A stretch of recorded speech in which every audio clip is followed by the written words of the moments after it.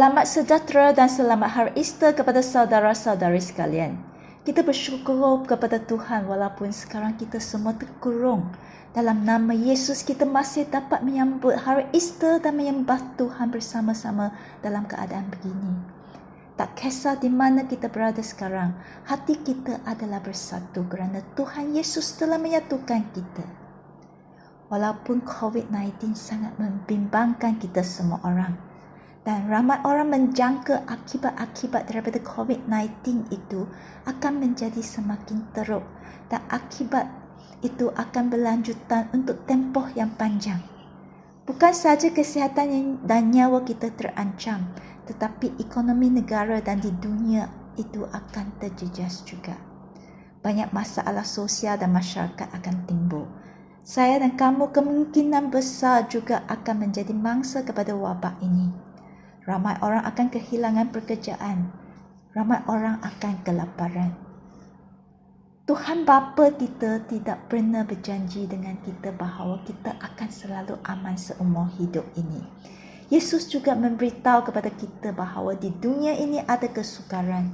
Kita mungkin menghadapi masalah kesihatan atau masalah berhubungan dengan orang, masalah dalam pelajaran kita, atau dalam pekerjaan kita, masalah keluarga, masalah kewangan, masalah kehilangan orang yang kita sayang dan sebagainya. Tetapi jangan kita bimbang. Dalam Mazmur 136:23 memberitahu kita, Dia tidak melupakan kita apabila kita dikalahkan. Kasih-Nya kekal abadi. Apabila kita berada dalam keadaan yang sukar, apabila kita berasa kecewa, berasa lemah atau kurang upaya, Tuhan kita berkata, Dia tidak melupakan kita. Kerana Dialah Tuhan yang kasih-Nya kekal abadi. Dialah Tuhan yang selalu ingin menghampiri dan mendampingi kita. Kita boleh berdoa dan meminta tolong daripada Tuhan Bapa kita. Hari ini saya ingin berkongsi dengan semua tentang satu topik, iaitu bagaimanakah kita menghadapi kesukaran. Di sini saya hendak membincangkan 4 langkah bagaimana kita boleh lakukan apabila menghadapi kesukaran. Langkah yang pertama, kita haruslah selaraskan sikap kita. Mengapa itu penting? Kerana apabila kita menghadapi kesukaran, kita biasanya akan berasa cemas, berasa gelisah, dan kebiasaannya kita akan menggunakan cara kita sendiri untuk menyelesaikan masalah kita. Kita mencari orang yang kita anggap boleh menolong kita. Kita mencari sumber-sumber yang sebaik mungkin. Kita memikirkan kaedah yang terbaik untuk menyelesaikan masalah. Ada orang pula apabila mereka menghadapi kesukaran, mereka suka mencari alasan untuk menerangkan mengapa mereka akan menghadapi atau mengalami kesukaran ini. Mereka akan menyalahkan orang lain atau menyalahkan dirinya sendiri atau keluarga dia, latar belakang dia, akan menyalahkan kerajaan atau persekitaran dia. Tetapi sebagai seorang anak Tuhan, pernahkah kita menanya kepada Bapa kita yang di syurga, dalam keadaan sekarang ini, apakah Tuhan Bapa ingin memberitahu kepada kita? Apakah pelajaran yang Tuhan Bapa ingin kita pelajari? Inilah sikap yang kita sepatutnya ada. Tuhan selalu menggunakan kesukaran untuk berkomunikasi dengan kita. Dia selalu menggunakan kesukaran untuk mendedahkan tujuannya pada kehidupan kita. Tujuan Tuhan adalah supaya kita menjadi matang dan sempurna seperti Yesus. Jadi, apabila kita menghadapi kesukaran, janganlah kita asyik mencari cara penyelesaian sahaja, dan janganlah kita asyik mencari alasan sahaja. Tuhan Bapa yang mengasihi kita ada tujuannya di sebalik kesukaran yang kita alami. Tanyalah kepada Tuhan, apakah yang Dia ingin memberitahu kita dalam keadaan ini. Sebagai contoh, dalam wabak COVID-19 ini, apakah pelajaran yang Tuhan ingin kita pelajari? Saya berasa Tuhan ingin memberitahu kita banyak perkara melalui wabak ini. Dia ingin memberitahu kepada kita bahawa dia masih berkuasa mutlak dalam keadaan sekarang ini.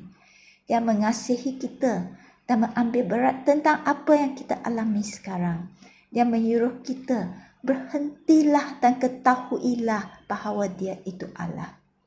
Dia juga ingin mengingatkan kita manusia. Janganlah kita terlalu sombong sehingga menganggap diri kita lebih pandai, lebih berupaya daripada Tuhan. Sebenarnya, virus yang begitu kecil sekali boleh memusnahkan kesihatan kita, nyawa, ekonomi dan kehidupan kita. Kita betul-betul memerlukan Tuhan.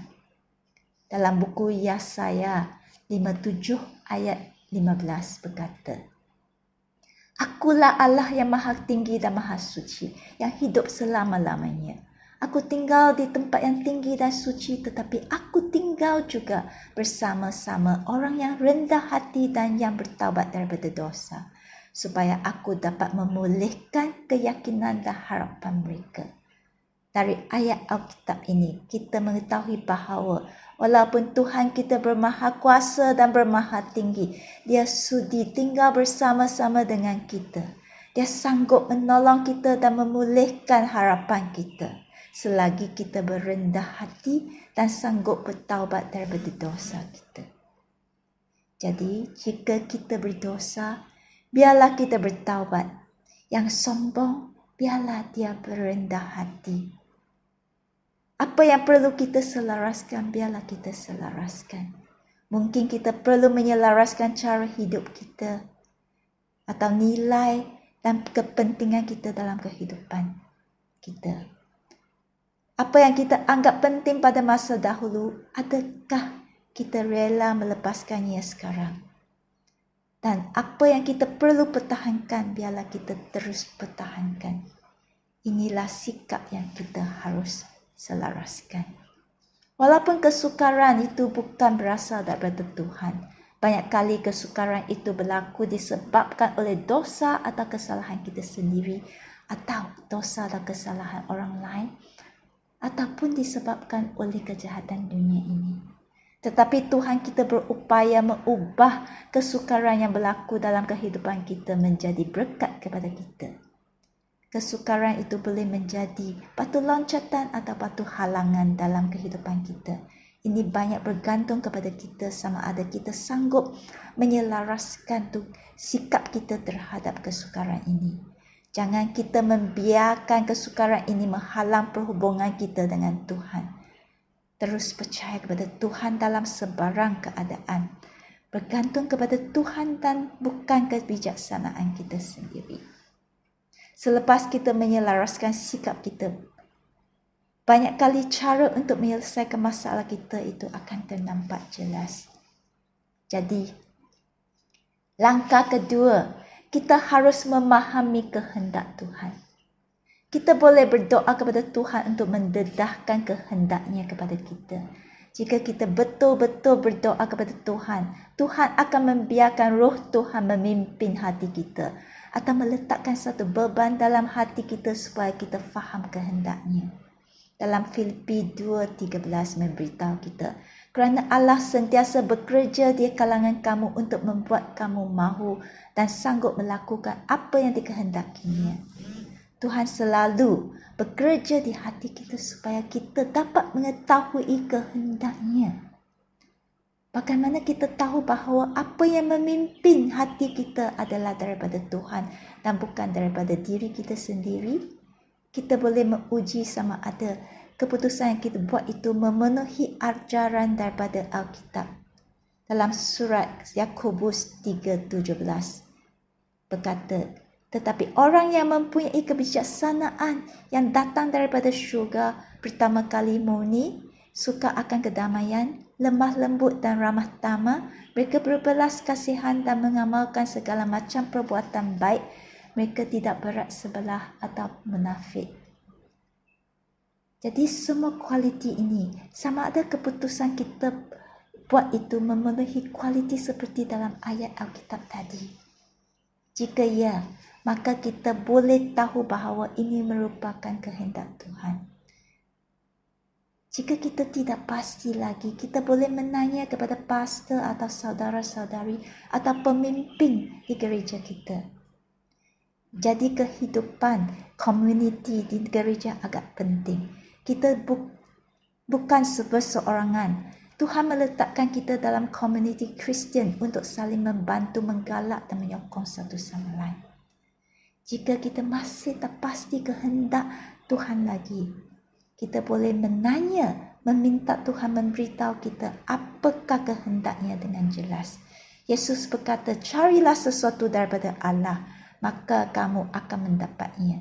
Ketuklah pintu, maka Allah akan membukanya bagi kamu. Banyak kali kita tidak berani mencari atau mengetuk pintu Tuhan kerana kita bimbang apa yang dibagi itu bukan kehendak kita. Lebih baik jangan kita tanya, nanti lagi susah. Tetapi jika kita selalu macam itu, masalah kita tidak dapat diselesaikan. Kita tidak akan bertumbuh menjadi matang. Jadi jangan takut. Kita bukan anak yatim. Kita mempunyai seorang bapa di syurga dan bapa kita sangat sayang kepada kita. Rancangannya dalam kehidupan kita pasti adalah paling baik untuk kita. Tuhan ingin mengukuhkan iman kita melalui kesukaran supaya kita akan lebih menyerupai Yesus. Dan seterusnya langkah ketiga, kita boleh menyuarakan kehendak kita kepada Tuhan.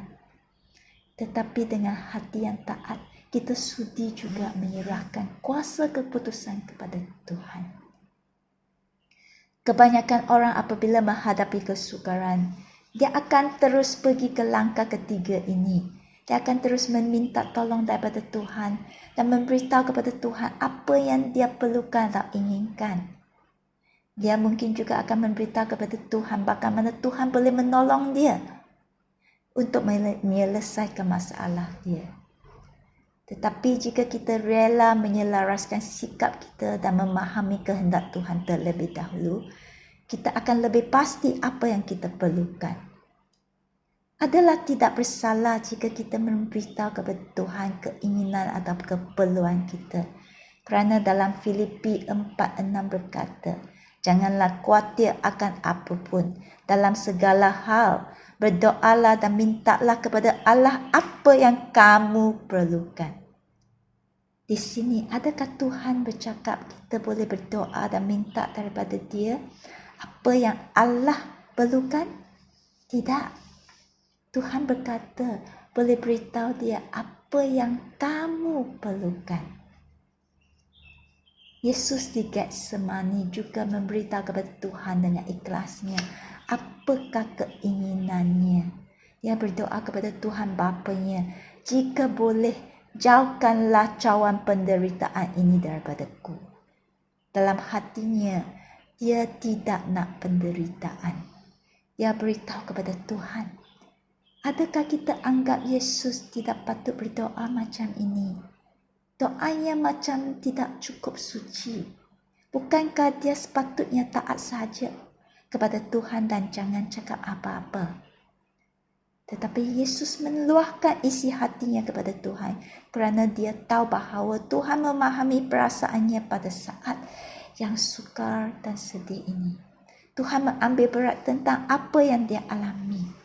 Dia tidak perlu menyembunyikan perasaannya daripada Tuhan Bapa. Kerana Tuhan Bapa sangat sayang kepada dia. Begitu juga dengan kita. Kita boleh meluahkan perasaan kita, keperluan kita kepada Tuhan. Walau bagaimanapun, Yesus bertambah lagi. Janganlah turut kehendakku, melainkan kehendak Bapa sahaja. Kita boleh memberitahu kepada Tuhan Bapa kita perasaan kita, kehendak kita. Tuhan Bapa kita memahami perasaan kita. Tetapi kita juga sanggup menyerahkan keputusan yang terakhir kepada Tuhan Bapa dan percaya bahawa apa yang Tuhan berikan itu adalah paling baik untuk kita. Mungkin akibat itu bukan seperti apa yang kita harapkan. Tetapi pada suatu hari kita akan faham.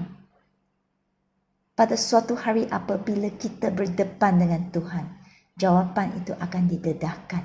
Kesukaran hanya ada dua cara penyelesaian saja. Yang satu yang menjadi batu halangan dan yang satu lagi yang menjadi batu loncatan. Yang mana satu kamu inginkan, yang penting ialah sikap kita terhadap kesukaran. Sama ada kita sanggup taat kepada kehendak Tuhan atau tidak. Dan langkah yang keempat, kita haruslah percaya kepada Tuhan dan praktikkan apa yang Tuhan kehendaki kita buat. Selepas kita selaraskan sikap kita, memahami kehendak Tuhan, taat kepada keputusan yang diberikan oleh Tuhan, seterusnya kita harus betul-betul melakukan apa yang praktikal untuk mentaati kehendak Tuhan. Ramai orang hanya taat pada tahap fikiran sahaja, atau taat pada tahap kita cakap saja, atau pada tahap berdoa saja. Apabila sampai kepada praktikal, kita tidak hendak buat apa-apa. Atau kita hanya sanggup buat sikit-sikit saja. Kita mempunyai alasan yang banyak, macam wang kita tak banyak, masa kita terhad, lain kali baru kita buat. Tetapi taat yang terlewat itu bukan taat. Dalam satu Raja-Raja bab 17 menceritakan pada masa itu negara Israel mengalami kemarau. Ramai orang tak ada makanan. Tuhan menyuruh Nabi Elia pergi meminta makanan daripada seorang balu yang miskin. Balu itu pada masa itu hanya tinggal sedikit minyak zaitun dan sedikit tepung gandum yang cukup untuk membuat roti, yang merupakan makanan terakhir untuk dia dan anak. Selepas itu mereka akan kelaparan dan tunggu mati saja. Tetapi balu itu taat kepada Tuhan. Dia membuat roti untuk Nabi Elia. Pada akhirnya Tuhan memberkati balu dan anaknya. Tepung di mangkok dan minyak di dalam botol itu tidak berkurang. Jadi dari cerita ini kita dapati bahawa semua orang pun boleh melakukan kehendak Tuhan. Miskin bukan alasan kita. Kurang upaya juga bukan alasan kita. Dalam wabak COVID-19 sekarang, Tuhan ingin bercakap kepada kita semua, komuniti Kristian di gereja. Ramai orang akan menderita. Ramai orang di sekeliling kita memerlukan pertolongan. Kita sendiri mungkin menderita juga. Tetapi macam balu yang miskin tadi, kita masih boleh melakukan kehendak Tuhan. Kita boleh berdoa untuk hal ini. Kita boleh berdoa untuk kawan-kawan kita yang dalam kesukaran. Kita boleh menunjukkan belas kasihan terhadap mereka. Kita boleh berkongsi berita baik Yesus kepada mereka. Kita boleh berkongsi makanan dengan mereka. Tetapi sekarang kita tak boleh berkongsi makanan kerana kita takut penyakit akan merebak. Lain kali bila sudah okey, kita boleh berkongsi apa yang kita ada dengan mereka. Kita boleh menolong mereka dari segi kewangan atau apa-apa cara pun yang kita boleh lakukan. Lakukanlah apa yang Tuhan nak kita lakukan. Dalam Ibrani 10:35 hingga 36 bercakap, oleh itu janganlah putus harapan, kerana besar balasannya jika kamu tetap berharap. Kamu perlu bersabar supaya dapat melakukan kehendak Allah dan dengan demikian menerima apa yang dijanjikannya. Kita harus terus melakukan kehendak Allah. Jangan putus harapan. Saya mengenal seorang saudari. Dia mengidap penyakit balah sudah hampir 20 tahun. Doktor berkata penyakitnya tidak dapat disembuhkan. Dia pernah minta Tuhan untuk menyembuhnya. Dia pernah juga berdoa kepada Tuhan untuk mengambil saja nyawanya supaya dia tak perlu menderita lagi. Tetapi Tuhan tidak menjawab doanya mengikut kehendaknya. Walaupun dalam keadaan macam ini, saudara ini tetap percaya kepada Tuhan. dia menyelaraskan sikap dia. Dia memahami Tuhan mempunyai rancangan yang terbaik dalam kehidupannya. Jadi dia selalu mempunyai hati yang syukur kepada Tuhan. Jika keadaannya masih okey, dia akan menolong memimpin Bible study di gereja. Kadang-kadang dia juga pergi ke sekolah rendah dan berkongsi cerita moral kepada murid-murid di sana. Dia melawat dan menasihati pesakit-pesakit barah yang lain. Dia pernah juga mengarang sebuah buku yang menceritakan testimoninya dan berkongsi kebaikan Tuhan dengan orang lain. Walaupun dia sakit, dia lemah, dia kurang upaya, tetapi dia masih sanggup melakukan kehendak Tuhan. Lebih-lebih lagi kita orang yang sihat, bukankah sepatutnya kita melakukan kehendak Tuhan? Sebagai kesimpulan, apabila kita menghadapi kesukaran, janganlah kita mengikut kebiasaan kita, tetapi sebaliknya, biarlah kita selaraskan sikap kita. Biarlah kita memahami kehendak Tuhan. Biarlah kita taat sepenuhnya kepada kehendak Tuhan dan praktikkan kehendak Tuhan. Jika kita sanggup berbuat demikian, segala kesukaran kita akan menjadi berkat yang besar dalam kehidupan kita. Mari kita berdoa. Tuhan Bapa di syurga, kami bersyukur kerana Kaulah bukan sahaja Tuhan yang menciptakan alam semesta ini, tetapi Kaulah juga Tuhan yang penuh dengan kasih sayang dan belas kasihan. Kaulah Tuhan yang selalu menemani kami dalam masa kesukaran. Kaulah Tuhan yang memahami perasaan kami dan mengambil berat tentang apa yang kami alami. Terima kasih Tuhan. Kami berdoa supaya Tuhan menguatkan iman kami. Tolonglah kami supaya kami selalu taat kepada kehendak Kau dan selalu melakukan kehendak Kau. Biarlah kehidupan kami dapat memuliakan nama Tuhan. Dalam nama Yesus kami berdoa. Amin.